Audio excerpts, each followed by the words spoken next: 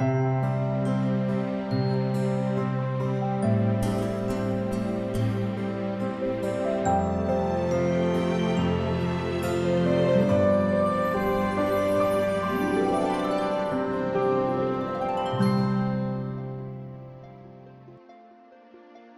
malam saudara-saudara yang kasih dalam Tuhan, jemaat PTMC Kramat Pulo, bahkan jemaat yang lain yang sempat untuk melihat atau menonton akan tayangan ini. Karena kasih Tuhan, walaupun kita dipisahkan oleh jarak karena situasi yang sekarang sedang terjadi di negara kita, bahkan di dunia pada umumnya, kita walaupun beribadah dari jarak jauh, namun kita dekat dengan Tuhan. Hal yang patut kita syukuri yang kedua ialah bahwa kita masih bisa diberikan oleh Tuhan kehidupan hari ini untuk boleh mempelajari akan firman-Nya. Saudara-saudara yang kasih dalam Tuhan, saya rindu untuk mengangkat hati kita dengan firman Tuhan yang tertulis di dalam kitab Markus pasal yang ke-11 ayat yang ke-24. Markus pasal yang ke-11 ayat yang ke-24, demikian firman Tuhan. Karena itu aku berkata kepadamu, apa saja yang kamu minta dan doakan, percayalah bahwa kamu telah menerimanya, maka hal itu akan diberikan kepadamu. Saudara-saudaraku yang kasih dalam Tuhan, hari ini adalah khusus untuk hari berdoa, malam permintaan doa, di mana kita boleh membuka hati kita kepada Tuhan untuk menyampaikan doa-doa khusus yang selama ini mungkin kita sudah doakan sendiri dari rumah kita masing-masing, di kantor kita, di mana kita berada. Namun untuk hari ini kita sedang diingatkan di seluruh dunia yang sama waktunya dengan kita untuk mengadakan ibadah. Inilah waktunya kita datang kepada Tuhan, percaya kepada Tuhan. Firman-Nya katakan tadi, apa saja yang kamu minta, maka Ia akan memberikan kepadamu. Bila mana kamu percaya, dan kamu percaya bukan sekadar percaya, tetapi kita merasakan bahwa doa itu sudah dijawab. Dengan demikian, firman Tuhan katakan, maka hal itu akan diberikan kepadamu. Saudara-saudaraku yang kasih dalam Tuhan, definisi doa sesungguhnya adalah mengangkat hati kita, mengangkat pikiran kita kepada Tuhan. Dan doa itu adalah berbicara dengan Tuhan. Pada waktu kita berdoa di tempat kita, berdoa di dalam Ka'bah, berdoa di perjalanan, mungkin kita sedang di dalam kendaraan, di atas kendaraan. Saudara-saudara yang kasih dalam Tuhan, Allah kita itu Maha mendengar. Doa menurut Saint Agustinus adalah kunci surga. Doa adalah gerbang mulia di mana kita boleh masuk melaluinya menurut Louis dari Granada. Doa adalah persatuan dengan Tuhan menurut Saint Yohanes Vianney. Ada banyak orang mendefinisikan mengenai doa. Karena memang doa adalah satu momen, satu kesempatan yang paling indah untuk berkomunikasi dengan Tuhan. Itu sebabnya ada sebutan yang lain berkata bahwa dengan banyak berdoa, banyak kuasa. Sedikit berdoa, sedikit kuasa. Dan kalau kita tidak berdoa, tidak ada kuasa. Di saat-saat genting seperti ini kita ada. Kita membutuhkan doa. Kita membutuhkan kuasa. Melawan penyakit, melawan ketakutan, melawan perasaan-perasaan yang galau seperti sekarang ini. Dengan berbagai macam berita yang kita dengarkan, kita membutuhkan komunikasi dengan Tuhan. Itulah sebabnya kita patut berbahagia oleh karena pada saat ini kita masih mempunyai kesempatan untuk berbicara dengan Tuhan melalui doa kita. Saudara-saudaraku yang kasih, 7 kualitas utama dalam doa. Yang pertama adalah disebut dengan devosi, artinya menyatukan hati kita dalam doa. Di dalam Matius pasal 15 ayat yang ke-8 firman Tuhan berkata, Matius pasal 15 ayat yang ke-8, bangsa ini memuliakan aku dengan bibirnya, padahal hatinya jauh daripadaku. Saudara-saudaraku yang kasih dalam Tuhan, doa yang benar adalah doa penyerahan, bukan hanya kata-kata, tetapi meluap dari hati yang dalam, meluap dari kerinduan yang dalam. Itulah doa. Yang kedua, doa yang berkualitas itu adalah kesungguh-sungguhan hati. Lukas pasal 22 ayat 43 sampai ayat 44, demikian firman Tuhan. Hasrat yang kuat untuk melayani serta mencintai Tuhan melalui doa adalah bila mana kita berdoa, dikatakan di sini ia sangat ketakutan dan makin bersungguh-sungguh berdoa. Peluhnya menjadi seperti titik-titik darah yang bertetesan ke tanah. Yesus adalah contoh kesungguh-sungguhan hati dalam berdoa. Pada waktu Yesus berdoa sendirian, menghadapi hari-hari yang tidak lama lagi menuju kepada salib. Lukas pasal 22 ayat 43 dan 44 yang kita baca tadi, dikatakan ia sangat ketakutan dan bersungguh-sungguh berdoa. Peluhnya menjadi seperti titik-titik darah. Saking begitu betul-betul kesungguh-sungguhan itu, muncul keringat, bahkan titik-titik darah karena bergumul. Saudaraku, berdoa bukan sekedar. Tadi ayat sebelumnya di dalam Matius 15 ayat 8, jangan hanya bibir, tetapi Tuhan melihat hati kita.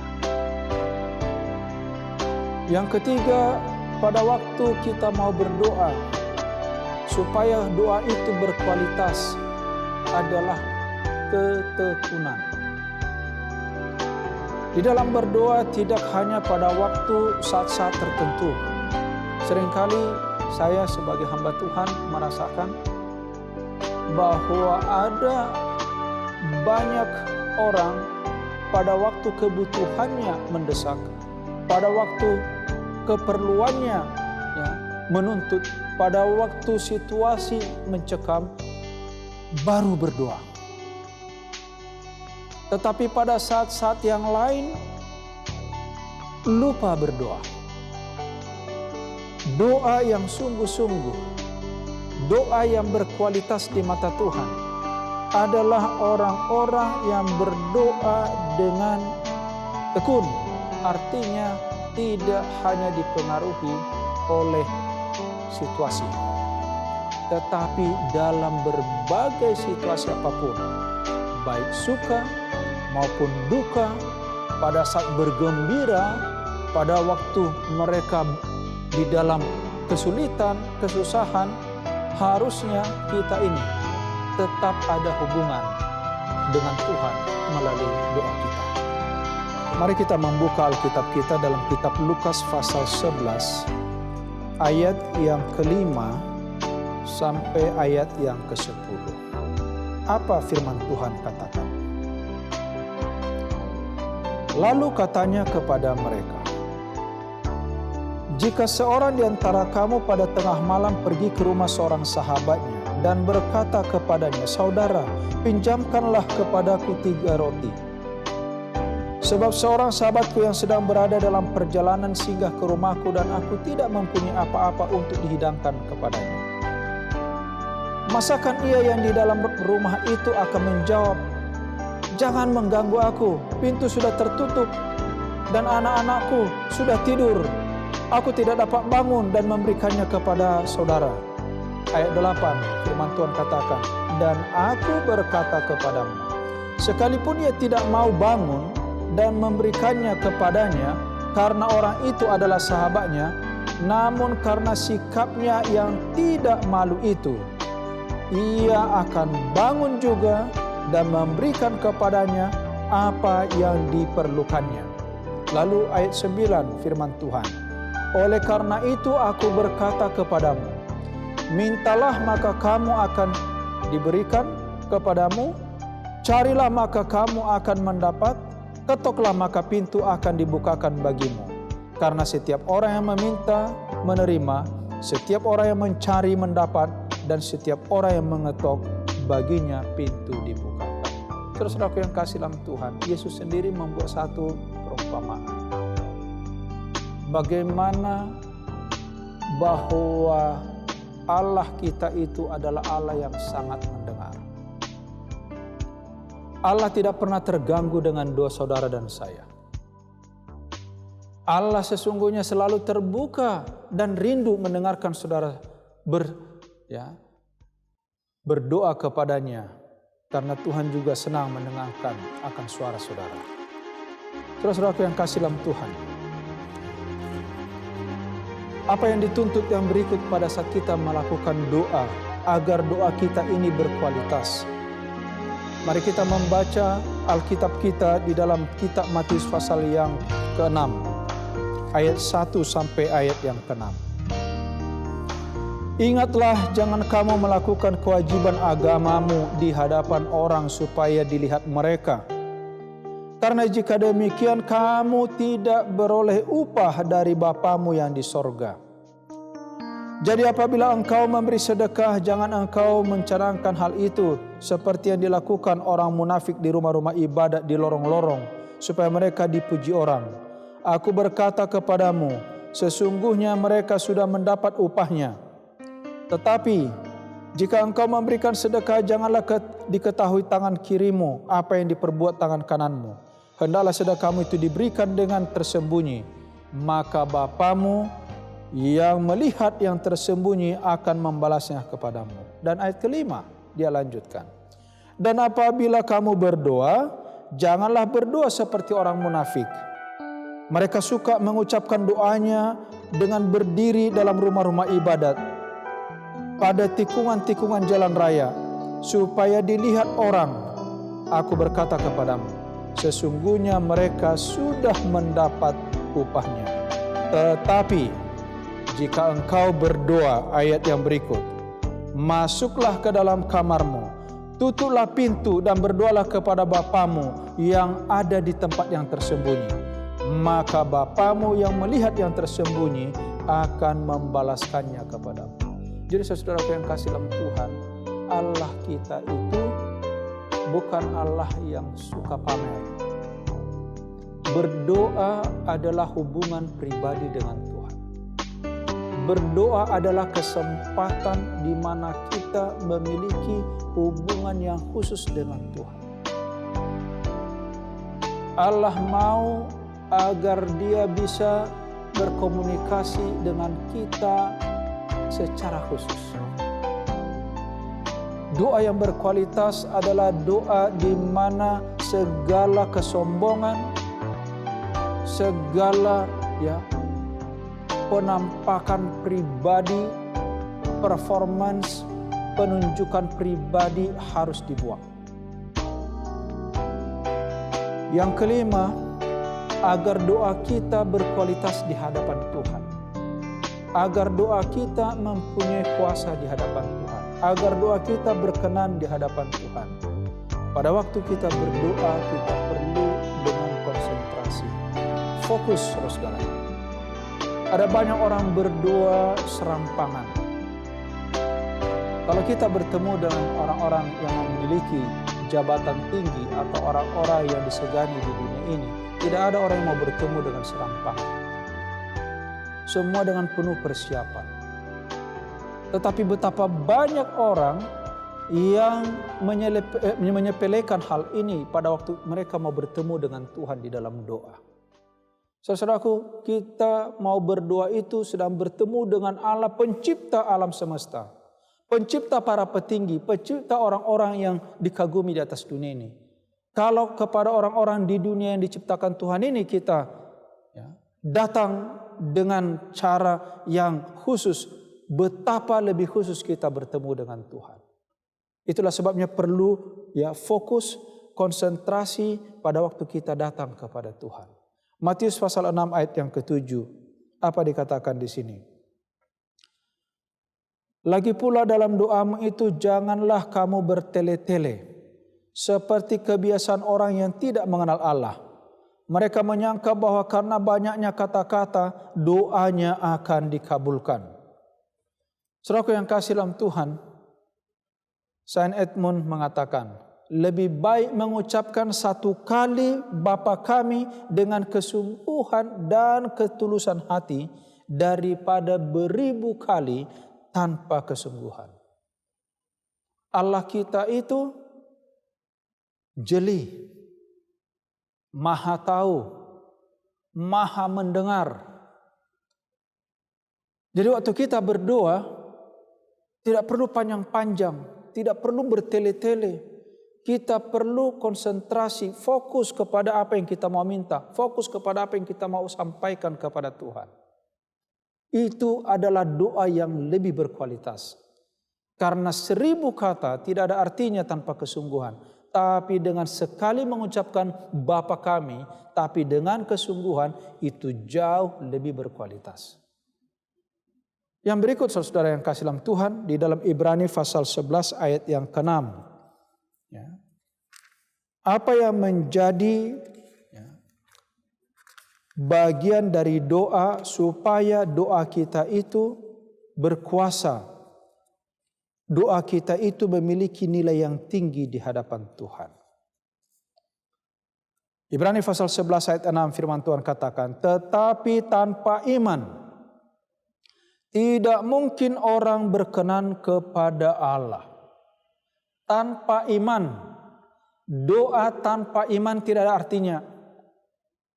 Saya sering bila mana berbicara dengan saudara kita yang mau didoakan pada waktu mereka sedang di dalam kesulitan, dalam kesusahan, mempunyai kerinduan tersendiri. Hanya ini yang saya tekankan. Kalau engkau punya keyakinan, saya juga berdoa dengan keyakinan kepada Tuhan. Itu baru. Tapi kalau kita tidak yakin, percuma kita berdoa. Kita tidak mau buang waktu kalau kita tidak punya keimanan. Bahkan pernah ada yang berani berkata kepada saya, Pak Pendeta, saya tidak percaya itu Matius 6 ayat 33. Buktinya saya susah, sudah banyak saya berdoa, sudah capek saya berdoa. Saya bilang jangan pernah menyepelekan firman Tuhan. Dengan berbagai perdebatan, argumen, saya katakan jangan pernah berdebat dengan firman Tuhan. Jangan pernah berargumen dengan Tuhan. Sekarang mari rubah. Dan untung berubah saudara. Karena saya juga mau yakinkan, mau saya buktikan bahwa pada saat kita memiliki iman yang sungguh sama Tuhan, kepada Tuhan, doa itu berkualitas dan Tuhan jawab. Saudara-saudara, berselang waktu, dia sempat tidak percaya dengan apa yang saya sampaikan. Melakukan sesuatu yang seolah-olah bertentangan dengan apa yang kita imani. Saya bilang silakan. Mungkin juga perlu orang menjalani hidupnya itu sendiri sesuai dengan keinginannya supaya dia bisa bandingkan. Saya biarkan, tapi tetap saya berdoa. Tetap juga saya datangi. Tetap mengingatkan kembali kepada Tuhan. Dan puji Tuhan, setelah dia coba dengan caranya sendiri, ternyata tidak berhasil. Ternyata lebih buruk, ternyata lebih susah. Dan pada waktu dia datang kepada Tuhan, meminta ampun, meminta maaf atas keteledoran itu, Puji Tuhan saudara, hidupnya pun berubah. Karena kadangkala di mata Tuhan berbeda dengan di mata kita.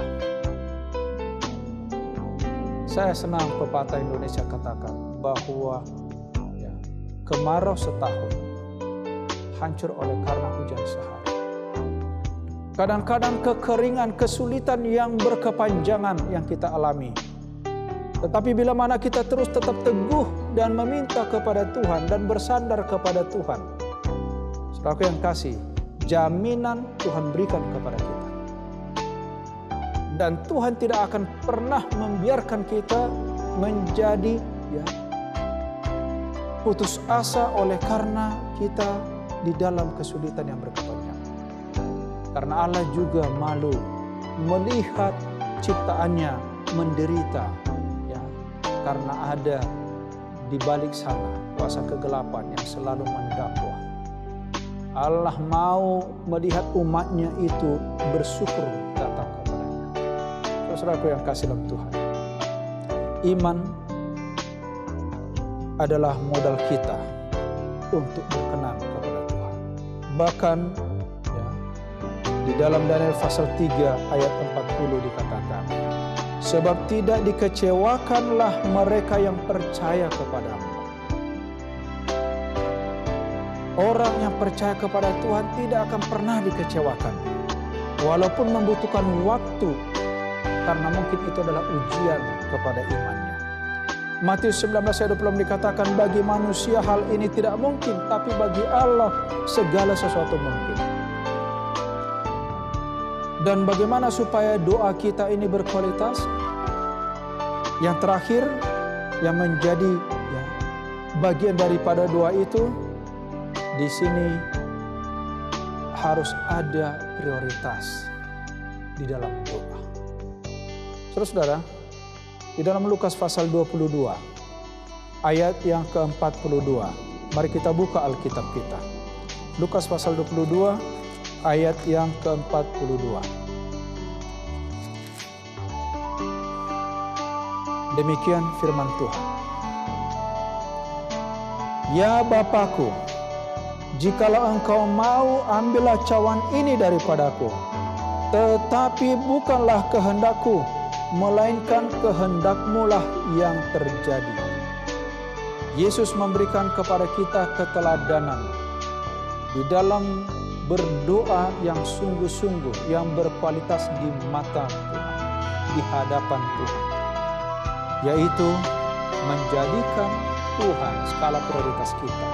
Kehendak Tuhan lah yang jadi, bukan kehendak kita. Kenapa saudara? Karena Tuhan lebih tahu yang terbaik bagimu dan saya. Seringkali kita melihat seolah-olah doa kita tidak dijawab, tetapi ternyata Tuhan lebih tahu kebutuhan saudara dan saya. Itulah sebabnya Yesus sendiri pada waktu dia menghadapi jam-jam hari-hari menuju kepada salib, dia tahu bahwa skala prioritas adalah kehendak Bapa.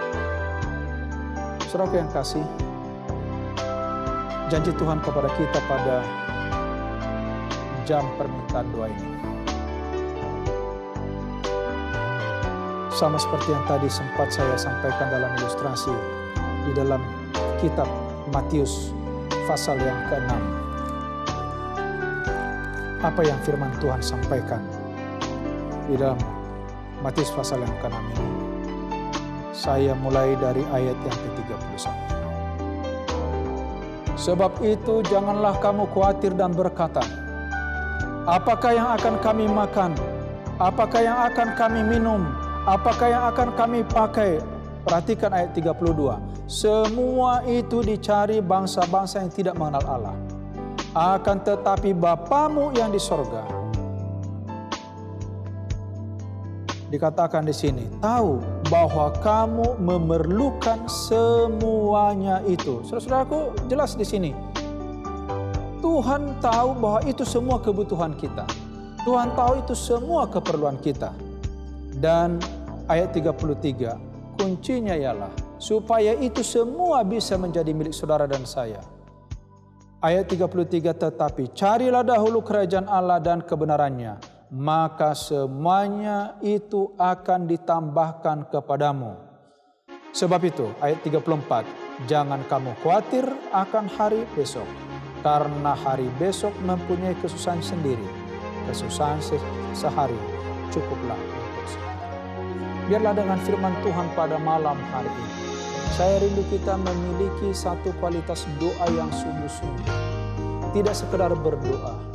Enggak usah risau saudara. Segala sesuatu Tuhan tahu. Tuhan tahu kebutuhan kita. Tuhan tahu kemampuan kita. Tuhan tahu semua beban-beban saudara dan saya. Tetapi yang paling utama adalah percaya kepada Tuhan. Skala prioritas kita adalah biarlah itu dalam kehendak siapa? Kehendak Tuhan. Kiranya Tuhan memberkati kita. Inilah doa dan harapan saya. Semoga pada jam berdoa ini kita boleh mendapatkan sesuatu yang baru, mendapatkan sesuatu yang besar bersama dengan Tuhan. Dan mari kita sampaikan kepada Tuhan doa kita yang berkualitas mulai hari ini sampai selama-lamanya. Tuhan memberkati kita.